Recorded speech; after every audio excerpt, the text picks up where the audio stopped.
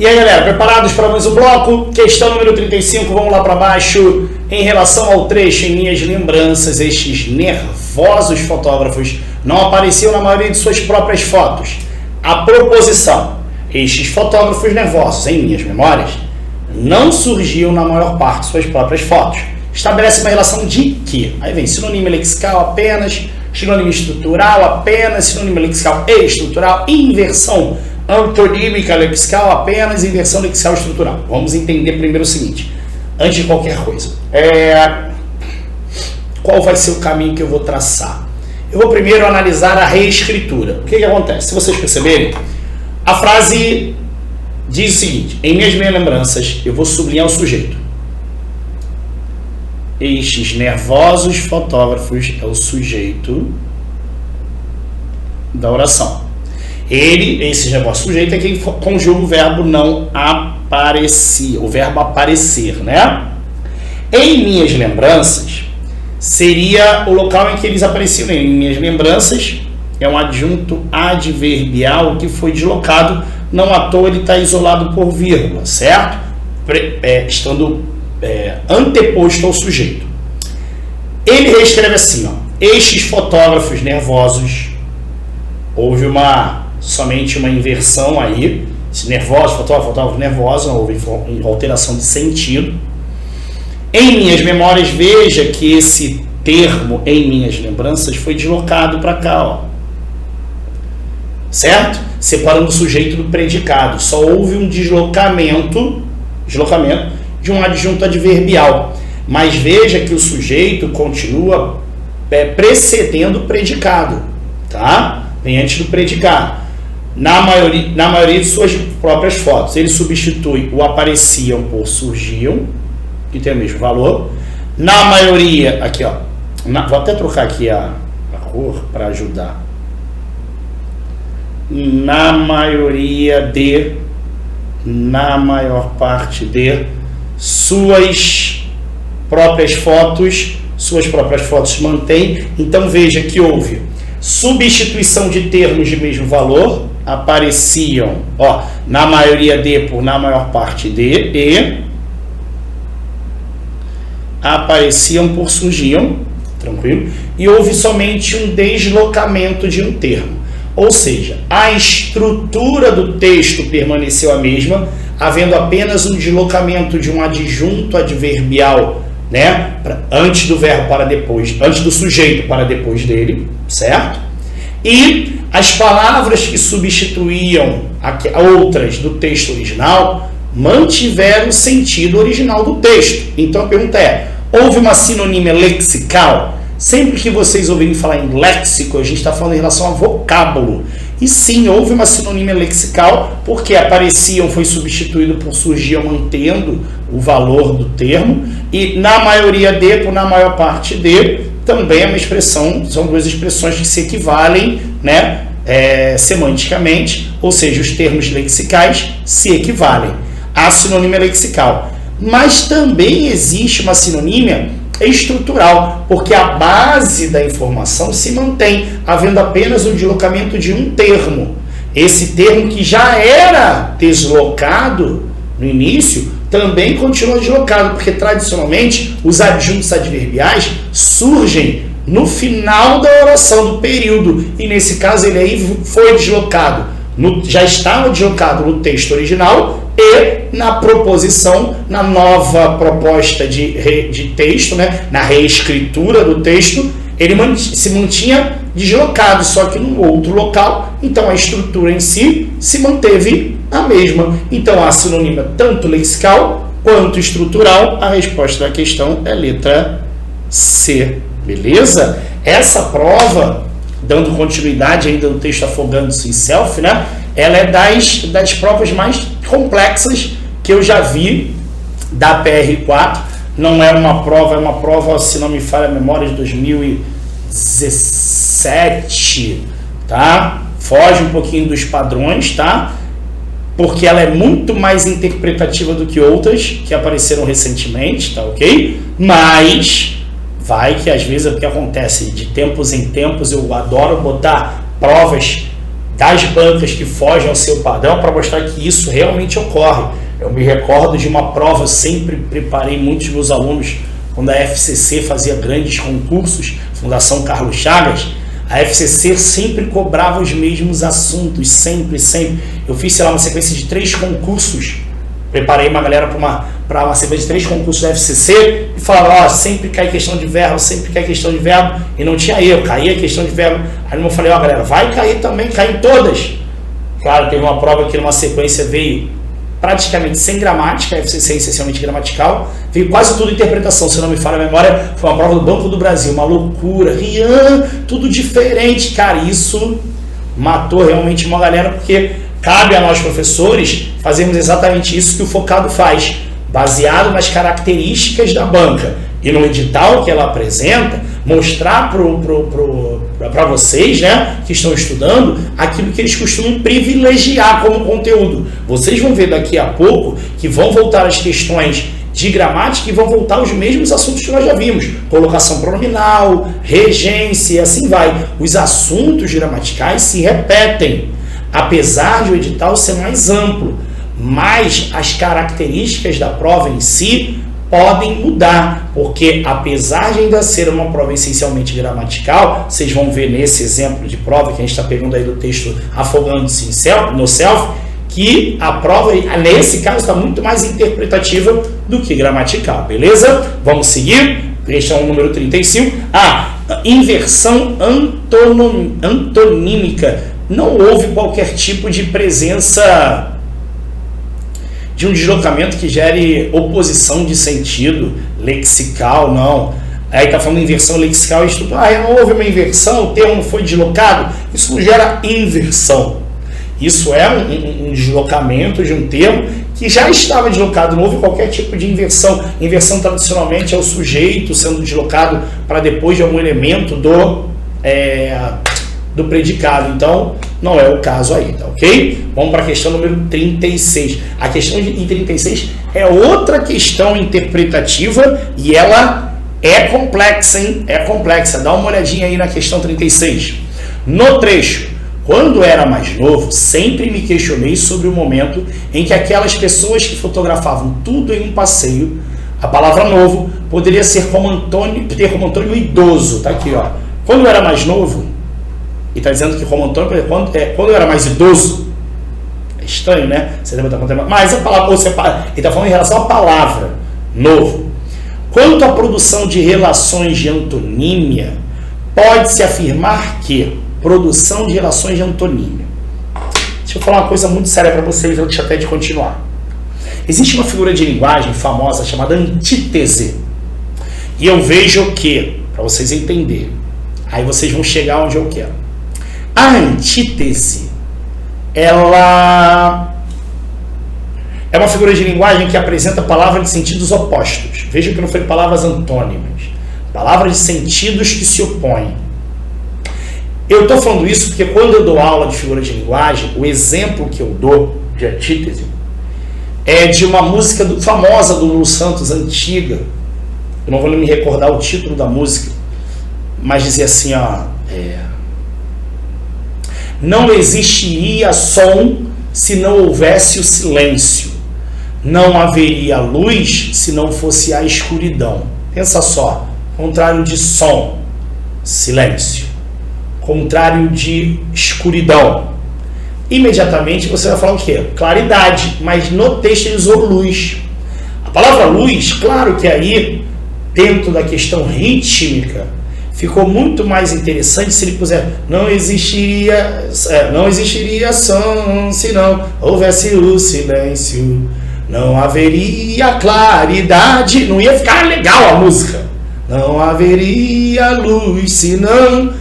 Para o que ele pretendia no que diz respeito ao ritmo, a palavra luz, que tem equivalência com a ideia de claridade, é muito mais interessante para ser utilizado no texto do que claridade em si, que seria um antônimo muito mais objetivo da palavra escuridão. Perceberam?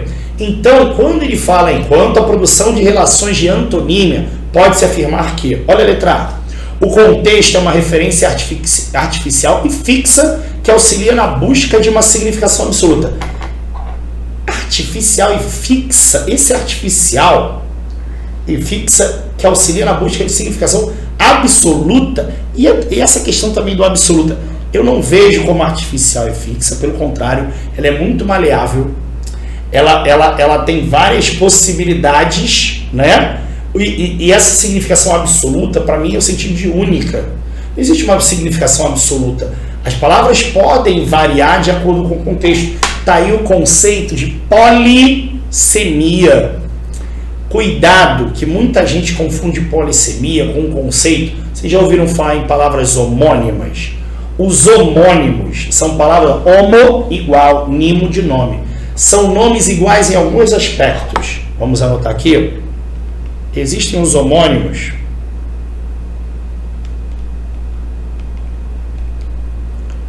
Homófonos. Ó, eu já estou escrevendo melhor em sem encostar. Lembra que eu encostava o dedo e bagunçava tudo? Esse acento aí que ficou meio estranho.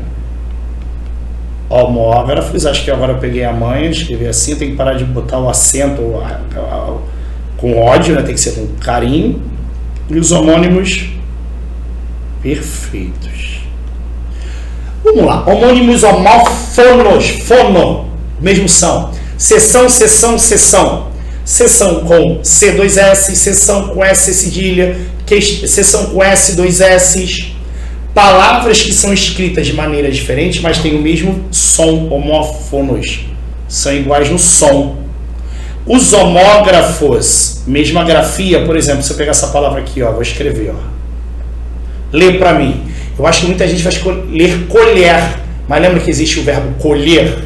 Veja que a mesma palavra, a mesma grafia, veja, a palavra escrita da mesma forma pode ser pronunciada de duas maneiras diferentes, perfeito? E os homônimos perfeitos, por exemplo, a palavra manga. Quando eu falo a palavra manga, vejam o seguinte: manga é fruta, é parte da roupa, pode ser até um verbo, não sei se vocês conhecem o verbo mangar, que significa ironizar, debochar. Então eu mango, tu mangas, ele manga. Mas veja que são três sentidos totalmente diferentes. Quando a gente fala em polissemia, vou escrever aqui, diferente de polissemia. Isso quer dizer que uma palavra pode ter mais de um sentido mantendo o valor dela. Por exemplo, cabeça, parte do corpo. Mas se eu tiver um papo cabeça, eu estou usando relacionado a alguma coisa da minha cabeça, ao cérebro. Papo cabeça é um papo inteligente. Se eu for o cabeça do grupo, é o líder, aquele que está no topo. A cabeça do prego que está no topo. Perceberam que eu vou usar a cabeça do dedão, a parte de cima? Perceberam que eu estou falando da palavra cabeça em vários aspectos, mas mantendo o mesmo valor semântico? Tudo partindo da ideia de cabeça, topo, ideia, inteligência, perceberam? Então, nesse caso, aí existe polissemia. Quando a gente fala em significação absoluta, parece que só existe um valor, uma palavra para expressar o contrário de outra. Não, isso pode variar de acordo com o contexto. Perceberam isso? Então, a palavra, por exemplo, uma conversa limitada, uma conversa burra. Não, eu posso falar uma conversa cabeça. Porque nesse caso, burro seria inteligente. Não, pode ser cabeça. Então, a palavra cabeça pode ser utilizada nessa ideia. Então, tem que tomar muito cuidado, porque o conceito de antônimo perfeito, antonímia absoluta, isso não é coerente ao que a gente costuma ver dentro dos contextos apresentados. A palavra pode variar de acordo com o contexto e, consequentemente, seu valor pode se alterar no que diz respeito à antonímia. B, então, não é a letra A. B, somente através da compreensão do texto, do contexto, será possível escolher o antônimo perfeito. Não. Sim, a compreensão do texto será importante para achar um antônimo. Agora, o antônimo perfeito, esse perfeito é que quebra. Para a palavra em questão, de modo a torná-la aplicável a outros contextos? Não, porque ela pode variar de acordo com esses contextos. Percebeu? Somente através... Não, ele pode ver exatamente essa questão. A questão variável de acordo com o contexto apresentado. C, no que tange aos termos novo e jovem, a clareza das relações impõe a existência de um antônimo perfeito independente do contexto. Não depende do contexto. Nesse caso, novo, jovem, isso vai variar. Comprei um aparelho de som novo, esse aparelho de som não é jovem. Entendeu? Tem que ver o contexto para você entender. D como referência mutável. Ó, o contexto determina a produção de regras fixas para o uso de antonomia. Regras fixas não. Assim, novo sempre será antônimo de idoso? Não, acabei de falar, antigo, né? Eu tenho um aparelho antigo, tenho um aparelho novo, né? Eu sou uma pessoa antiga? Não, não é assim. Não existe antônimo perfeito, eu já gosto dessa ideia. Uma vez que a significação depende do contexto, é exatamente o que eu estou discutindo, questionando nas outras afirmativas. O antônimo perfeito não existe, porque a palavra pode variar de sentido dentro do contexto em que ela se insere. Consequentemente, a resposta da questão número 36 é letra E. Beleza? Tranquilo? Questãozinha muito interessante, eu acho ela legal, mas é aquilo que eu falo. Eu acho a questão legal, mas de acordo, lembra que é uma prova de concurso e muita gente entra em pânico, né? Caraca, que difícil, complexo. Você tem que ter uma noção que a palavra, eu acabei de dar um exemplo aí de novo e jovem, nem tudo que é novo é jovem, pode ser, porque jovem, na minha cabeça, é aplicado a algo relacionado a pessoas e não só.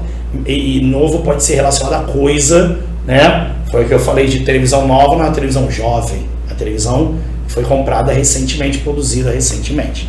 Show? Matamos mais uma questão. Vamos seguir no próximo bloco.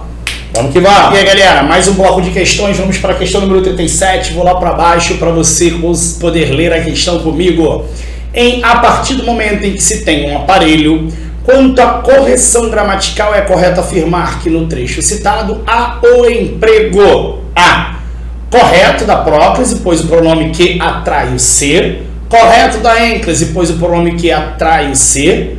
C. Incorreto da próclise, incorreto da ênclise, incorreto da mesóclise. Bom, a questão em si é bem fácil. Prestem bastante atenção.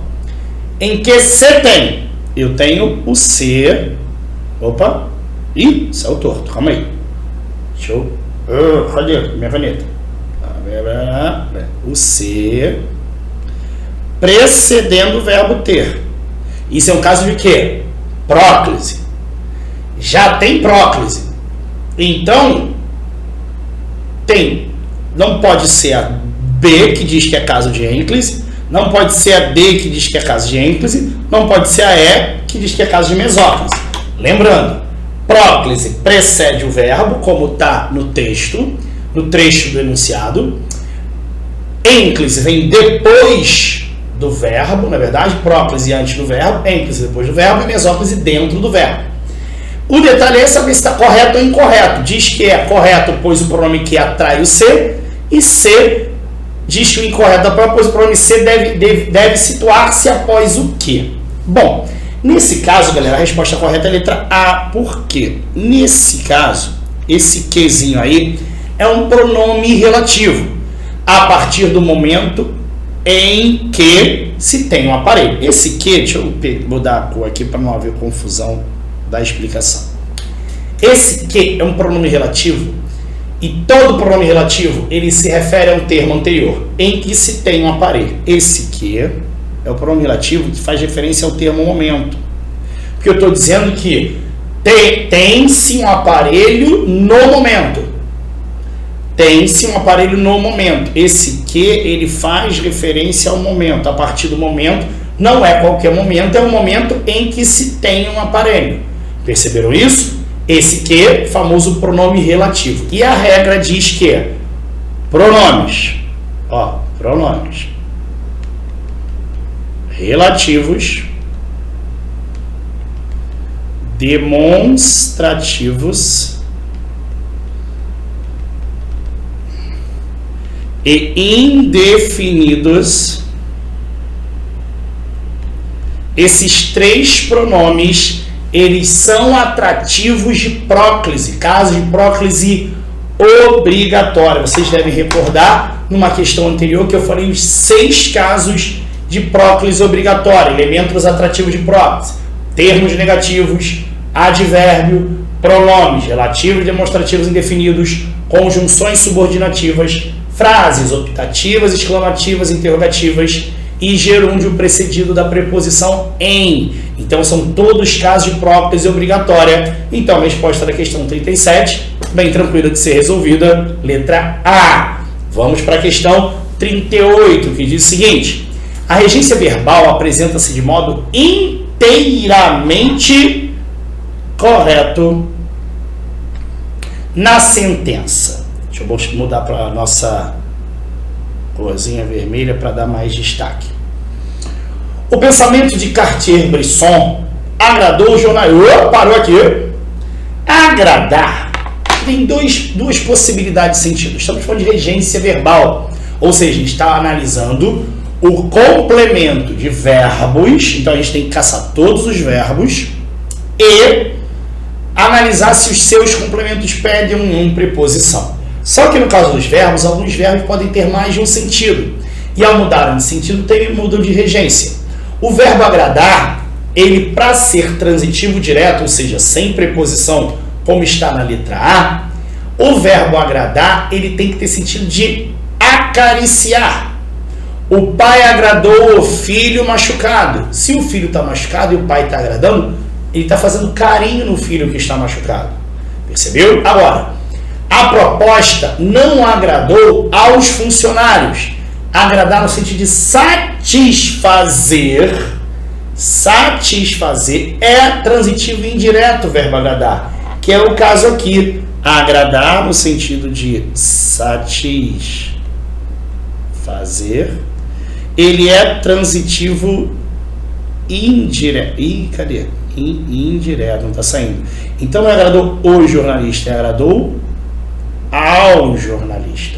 Então a letra A já está errada. Vamos continuar analisando? Que assistiu o documentário. Opa! Assistir no sentido de ver, de presenciar. O verbo assistir, galera, ele tem 4 possibilidades de sentido. Eu vou colocar cada uma delas, ó. Eu assisti ao jogo.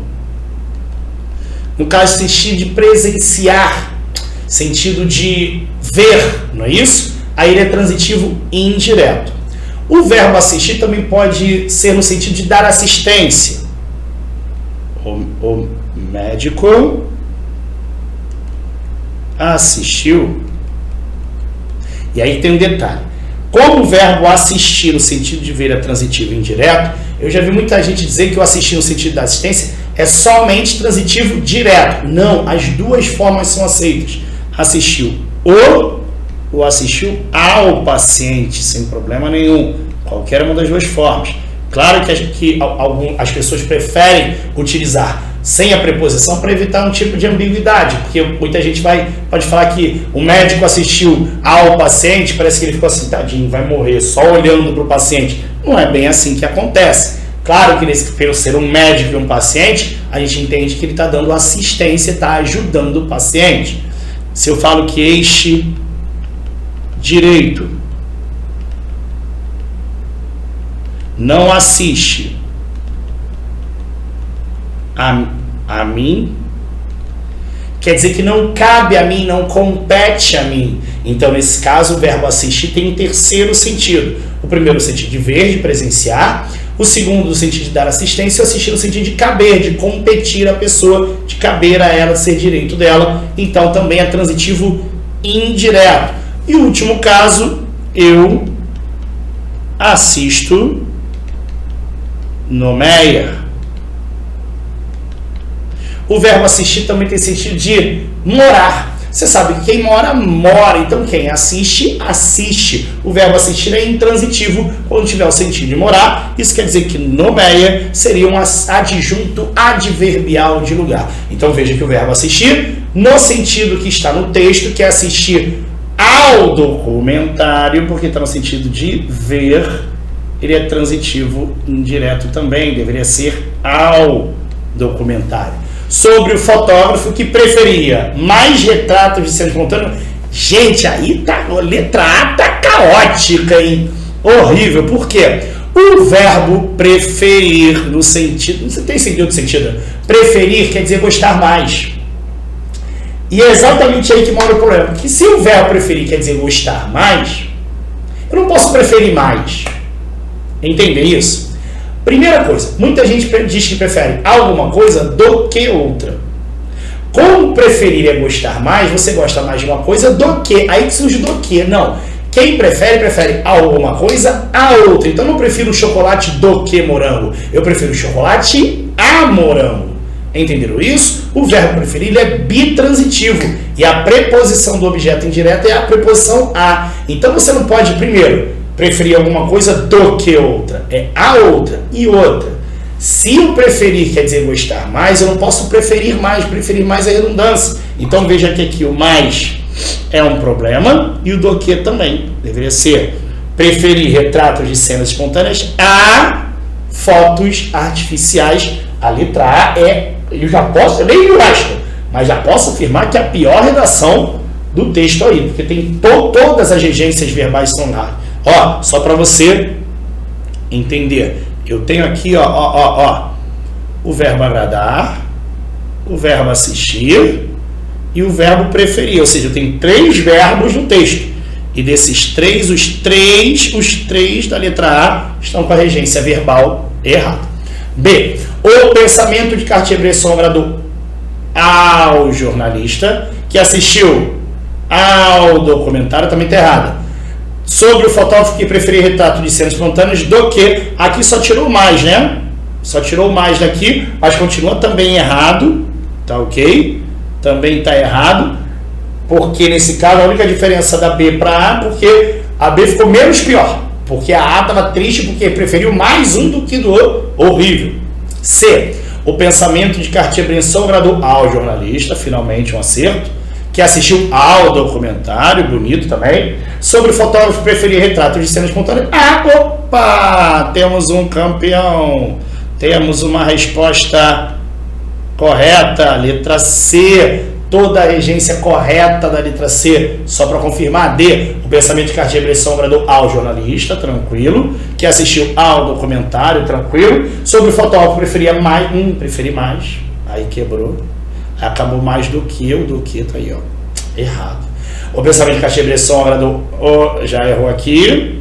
Aqui tá certo. E aqui preferia do que também tá errado. Então tenham cuidado, porque por conta da questão da regência, muita gente acaba errando. Cuidado, regência verbal é um assunto que a PR4 ama e sempre está cobrando nas suas provas, tá ok? Questão número, qual era? 38, resposta à letra C de casa. Agora a gente vai para um outro texto, que é o Orgulho da Ignorância, texto da atriz Fernanda Torres, que também é colunista, se não me engano, do Globo, é isso?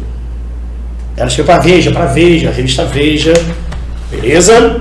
Bom, vamos à questão 39, que diz respeito ao já é de tipologia textual, um assunto também cai bastante nas provas da PR4, é importante que você saiba identificar características de texto.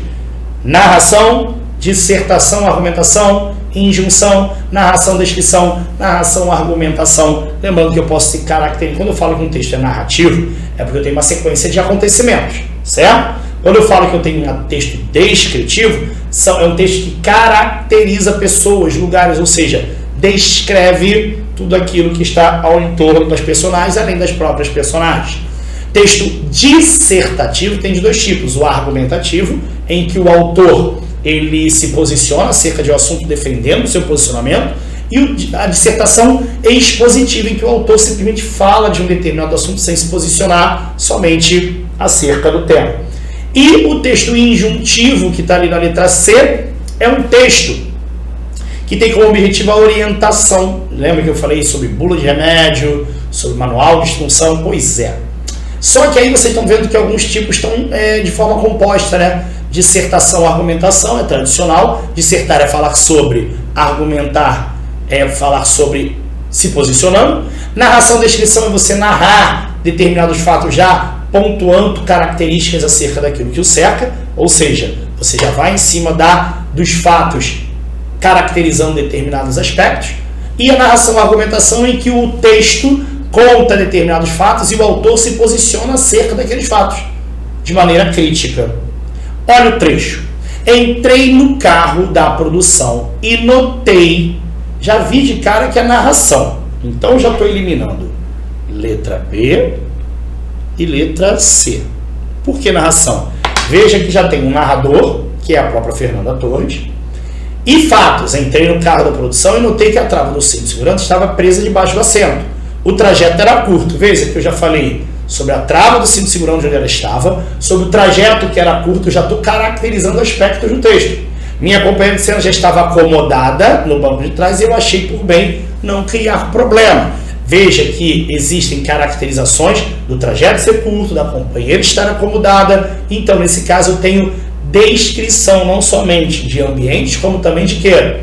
De personagens. Obviamente a resposta da questão é letra D de dado, beleza? Então, veja, eu tenho a narração dos acontecimentos e dentro dessa narração tem pontos descritivos acerca do caso do trajeto e também da companheira de cena da Fernanda Torres. Nesse caso, há um texto claro, crítico. O texto é crítico. Ó, no trecho, é importante vocês perceberem isso. Ó. Vamos mudar de cor para chamar a atenção. Aqui, ó.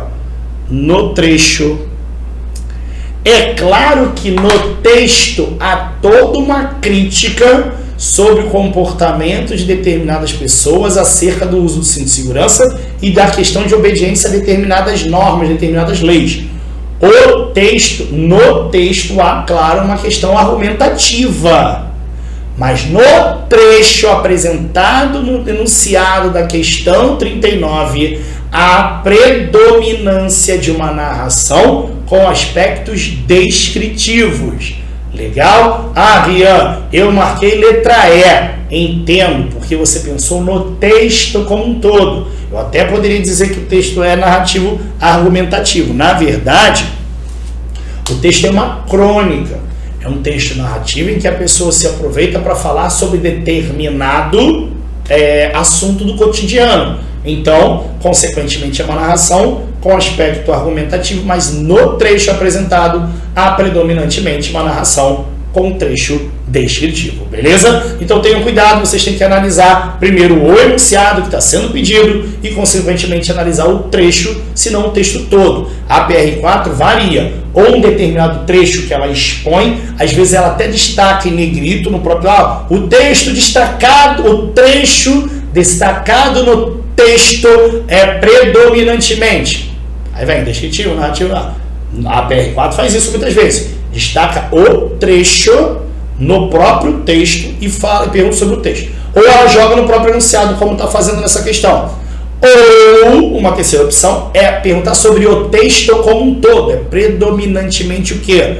Aí você vai avaliar. O mais importante é você saber as características de cada tipo de texto. Show? Beleza? Matamos mais uma questão. Estamos num texto novo. Vamos para as outras questões no próximo bloco.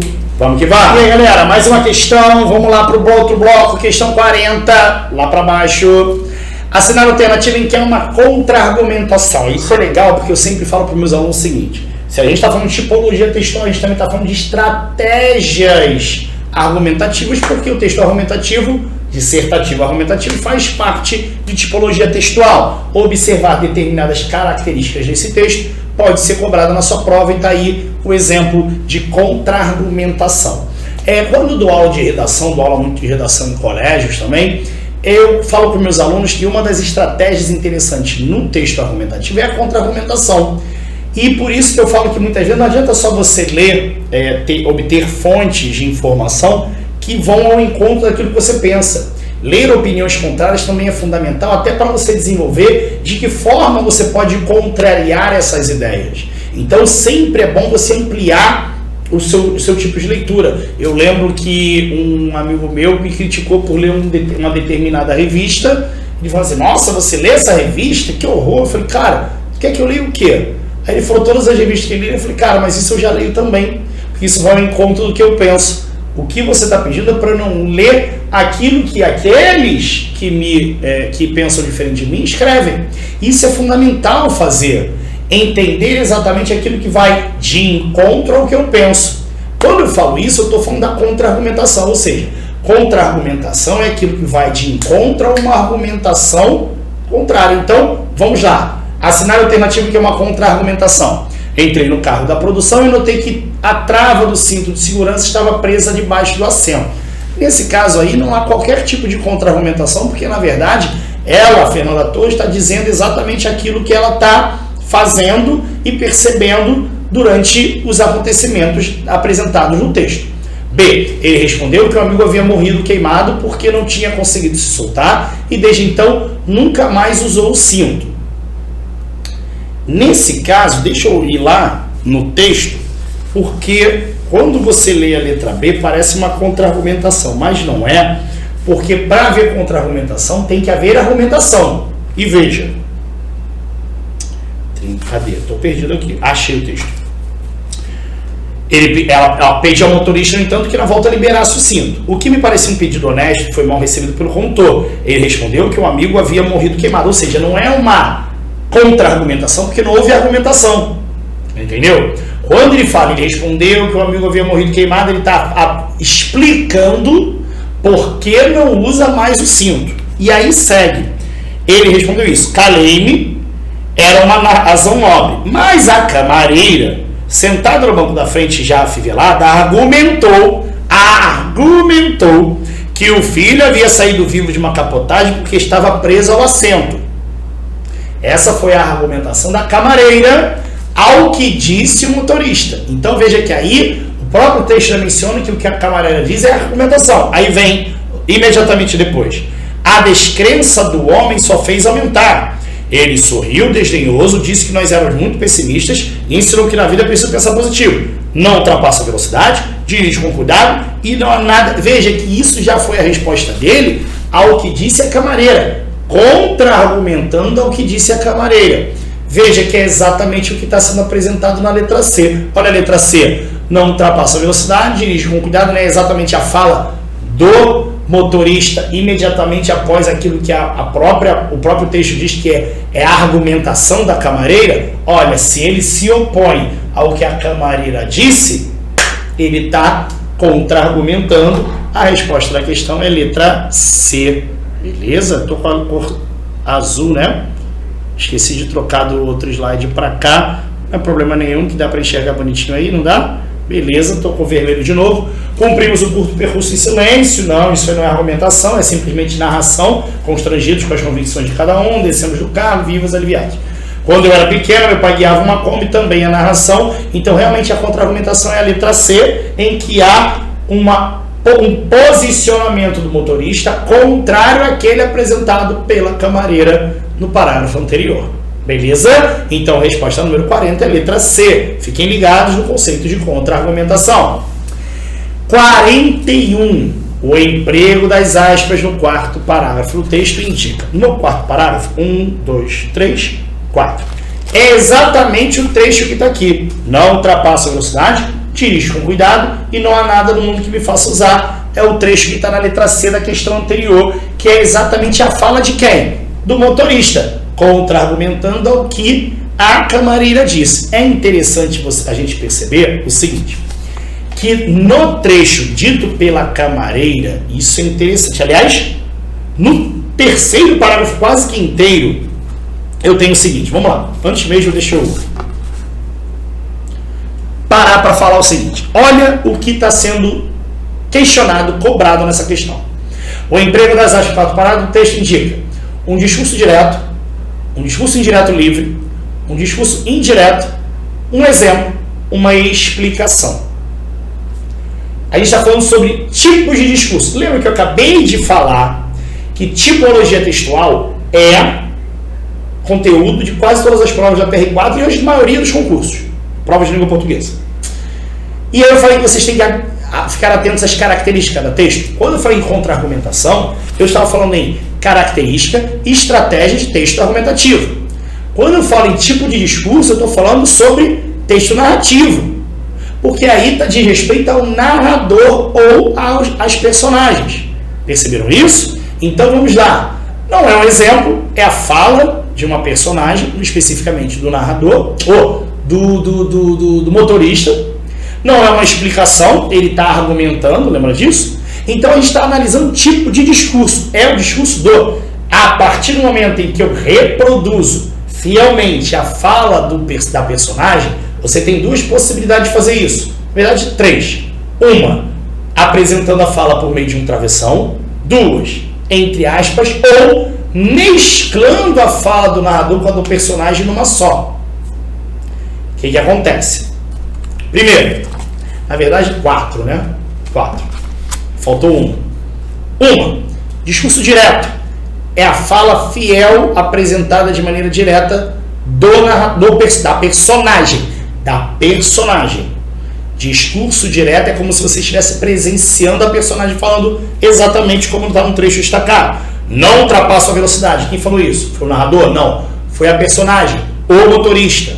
Não ultrapassa a velocidade, dirige com cuidado e não há nada no mundo que me faça usar cinto. Respondeu contrafeito. Veja que, inclusive, a Fernanda Torres, que é a narradora da história, utiliza o que a gente chama de verbo dicende. Respondeu, o motorista respondeu. Há um verbo que diz que quem falou foi a personagem. Percebeu isso? Existe um discurso indireto em que o narrador reproduz o que foi dito pela personagem, como está presente no terceiro parágrafo. A Fernanda Torres, narradora, passa para o leitor, com as palavras dela, o que as personagens disseram. Vejam, o que me parecia um pedido honesto foi mal recebido pelo condutor. Ele respondeu que... Eu poderia botar assim, ele respondeu, 2 pontos, e botar a frase completa, original do motorista. Mas nesse trecho, quem está falando é a Fernanda Torres, narradora, dizendo que foi falado pelo motorista. Ele respondeu que um amigo havia morrido queimado porque não tinha conseguido soltar e desde então nunca mais usou cinto. É a fala da personagem, motorista, por meio das palavras da narradora, que é a Fernanda Torres. E segue. Mas a camareira, sentada no banco da frente, já fivelada, argumentou que... Veja, argumentou que o filho havia saído vivo de uma capotagem, ou seja, a camareira também falou, mas quem está apresentando a fala da camareira é a Fernanda Torres pelas suas palavras e não pelo texto original apresentado pela fala original da camareira. Isso é discurso indireto. Então, no discurso direto, você tem a fala direta da personagem, como se você estivesse presenciando a personagem falando. No indireto, o narrador fala pela personagem. E tem o discurso indireto livre, que aí a parada pega. Por quê? No meio do texto, da fala do narrador, estou botando um pouquinho de água aqui para mim, galera, que a boca tá seca. No meio da fala do narrador, há um trecho em que você não tem como determinar com precisão se quem está falando é o narrador, se é a personagem ou se os dois se fundiram. É uma fusão psicológica entre os dois. A intenção do autor muitas vezes é essa, de fazer com que eles se fundam numa única fala e apresentem exatamente de forma com que o leitor se faça parte desse movimento. Entende? Deixa eu tentar mostrar com um exemplo que eu sempre dou nas minhas aulas, que falava sobre: eram muito duros os primeiros dias na casa do primo Conrado. Se pudesse, se não ficasse calado, se não baixasse a cabeça para... Veja, eu estou falando assim, ó, se pudesse, se não ficasse calado. Quando eu falo isso, se pudesse, veja que a omissão do sujeito não deixa claro se ele pudesse ou se eu pudesse. Nesse texto, fala, se pudesse, se não baixasse a cabeça, se não ficasse calado, veja que não há clareza se quem está falando é a personagem ou se é o narrador.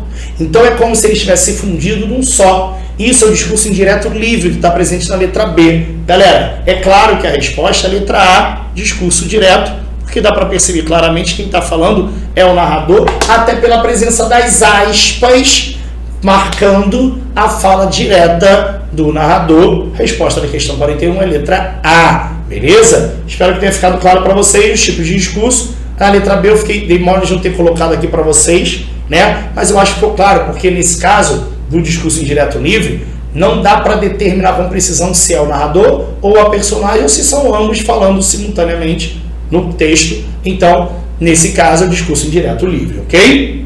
Dá uma golada nessa água maravilhosa. E vamos seguindo em frente na questão 42. A questão 42 trata de um assunto polêmico. Polêmico, eu digo assim, muita gente não estuda figuras de linguagem Tem muita gente que não entende, é muito nome estranho para decorar. Muita gente fala, é muito subjetivo, varia. Mas aqui, galera, a parte positiva é que a PR4 não gera polêmica nas suas questões. A coisa é bem clara, bem fácil de se observar, de se entender, tá? Vamos ver. Raros são os táxis que mantêm os cintos em ordem no banco de trás. Ainda é um texto da Fernanda Torres, ainda está falando sobre o posicionamento dela acerca dos cintos de segurança. Nesse trecho, há o emprego da figura de linguagem chamada de A. Personificação, B. Comparação, C. Prosopopeia, D. Sinestesia e E. Metonímia. Cuidado, porque aí, na verdade, muita gente acaba marcando a letra A e não é a letra A. Personificação ou prosopopeia, acho que vale a pena botar aqui do lado, ou com a letrinha do mal, prosopopeia.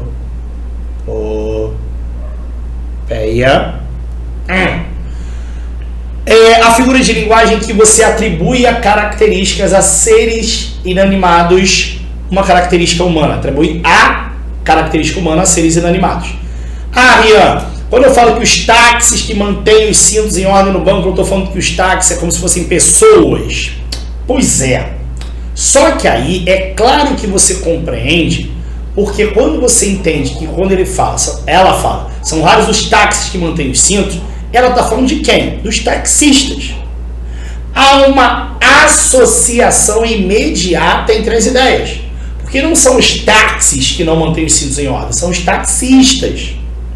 Então, eu estou falando do veículo associando a quem os dirige.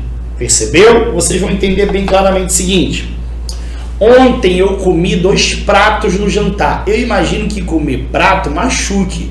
Mas todo mundo compreende imediatamente, eu não preciso explicar, que ao falar que eu comi 2 pratos, eu comi 2 vezes. Botei a comida no prato novamente após a primeira vez. Nesse caso, comi 2 vezes. Claro que comer prato, o prato é o continente e a comida é o conteúdo. Eu estou substituindo continente por conteúdo por continente. Outra coisa, eu não tenho um teto para morar. Claro que não é o teto que me falta, é a casa inteira. O teto é uma ideia que se associa ao todo da casa. Entenderam isso? Adoro ler Machado de Assis. Machado de Assis, você não lê Machado de Assis, você lê a obra escrita por ele. Mas você lê Machado, ao ouvir o nome do autor, você está associando a sua obra. É claro que eu estou falando da metonímia, figura de linguagem que estabelece uma associação de ideias entre 2 termos. Muita gente fala que é a parte pelo todo. Eu acabei de dar um exemplo de parte pelo todo, que é o teto representando a casa toda. Mas isso vai muito além de parte pelo todo, tem várias possibilidades. Vocês todos devem lembrar do exemplo das marcas, não é verdade? Me cortei com a Gillette, na verdade é a lâmina de barbear, Gillette é a marca. Tirar uma Xerox, Xerox é a marca da fotocopiadora, e você não tira Xerox, você já fotocopia. Então, veja que é uma associação direta da marca com o produto em si, beleza? Então, nesse caso, é a metonímia. Claro que eu vou falar das outras, a personificação ou prosopopeia, quando eu falo que a lua sorri aos apaixonados, a lua jamais vai sorrir. É claro que estou fazendo uma associação com o formato da lua, fazendo com que os apaixonados sorriam diante de sua beleza, na verdade. Comparação, isso é interessante. Veja que comparação é o seguinte: eu sou tão alto quanto meu pai, tem que ter um termo conectivo. Meu pai é alto como um poste, também é uma comparação. Quando eu falo eu sou tão alto quanto meu pai e meu pai é alto como um poste, veja que tão quanto e como são conectivos. Quando eu falo que eu sou tão alto quanto meu pai, veja que eu estou comparando 2 homens. É o que a gente chama de comparação por símile. 2 elementos semelhantes, similares. Meu pai é alto como um poste, já são elementos diferentes. É analogia. Comparação por analogia. Tem que ter o conectivo. Agora, nessa analogia, se eu tiro o conectivo e falo que meu pai é um poste, gera o que a gente chama de metáfora. A metáfora é uma comparação sem o conectivo feito por analogia, beleza? Agora que eu me toquei que a letra C tem prosopopeia, né? Personificação e prosopopeia é a mesma coisa. E sinestesia é a figura de linguagem que é uma fusão, uma mistura, uma relação entre sentidos. Por exemplo, cheiro doce. Ah, estou sentindo um cheiro doce no ar. Cheiro é olfato, doce é paladar. Eu estou misturando as sensações. Outra, num texto de Cruz e Souza, se não me falha a memória, há um texto que fala sobre como é que é? Brancas sonoridades de cascatas. Brancas, visão, sonoridades, audição. As cascatas fazem um som que me trazem paz, paz representada pela cor branca. Ao falar que as sonoridades são brancas, eu estou misturando, fazendo uma fusão de sensações, de sentidos. É a sinestesia. Beleza, galera? Figuras de linguagem, assunto que cai em PR4, provavelmente vai estar no seu edital. Vamos seguir, porque tem muito mais questão pela frente. Vamos que vamos!